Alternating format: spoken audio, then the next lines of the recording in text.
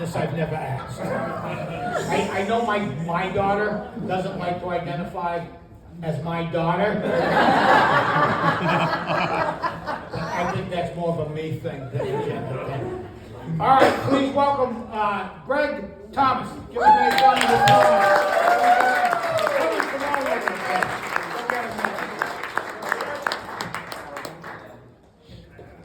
Good evening, everyone. Thanks for coming to our graduation. Merry Christmas, Happy Hanukkah. I told my mom I was going back to school.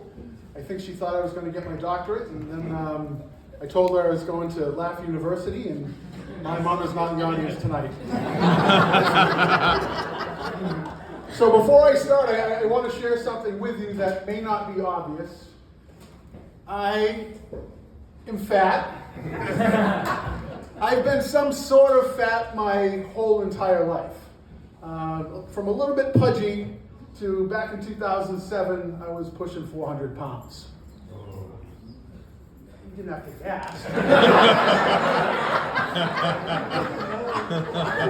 I didn't tell you I was in a circus. People were paying 25 cents to pull the curtain and look at the fat fuck. I had a McDonald's problem. I like Pop-Tarts. I'm over it. 240 now. Anyways, I grew up in the 80s. In the 80s, you didn't call someone fat unless they're an asshole. And luckily, I was a pretty nice guy. So people would call me portly or husky or my favorite big bones. It all worked.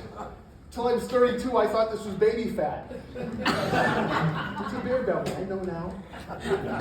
Anyways, my doctor wouldn't even call me fat. He would sit me down and say, Greg, you are morbidly obese. I didn't know what the fuck that meant. Thanks, doc, right back at you. Anyways, I remember the first time that I do realize I was fat. It was almost 40 years ago to the day. My brother and I, we used to have this race every month when we were kids. I was 12, he was a little younger than that. And we were racing to find my dad's Playboy. let me walk that back a bit. There are some young people in the crowd. So a Playboy is like a classier version of Pornhub on paper. It came out once a month. So it was a big deal. The reason we raced is not because I like to run. Again, I was a fat fuck. We ran because you didn't want to be the second person to get that Playboy magazine. If those pages stick, you missed out on a lot of good arguments. Anyways, my dad wasn't the best hider. He had two places, really. One was in his closet. The other one was in his dresser drawer. So I was the first one. I ran to his dresser drawer, I pulled that sucker open, I lifted up his sweaters, reached out, pulled out that Playboy magazine, I looked at it, like, son of a bitch, this isn't a Playboy magazine, it's a book. My father doesn't fucking read. The book says something to the effect of, so, you've got a fat son.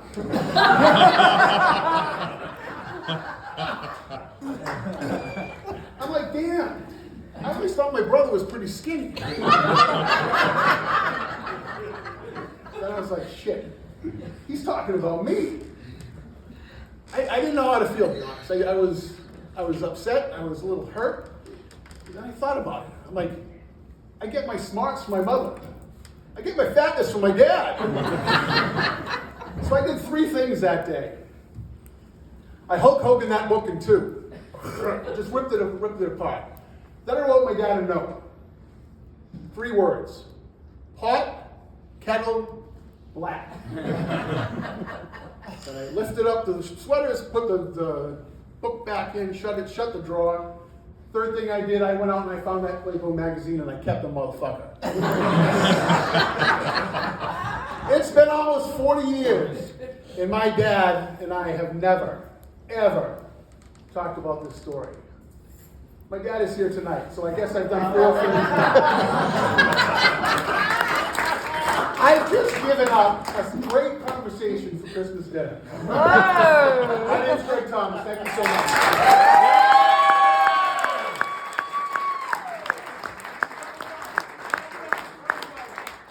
Greg Thomas, give me that round of applause. Well done.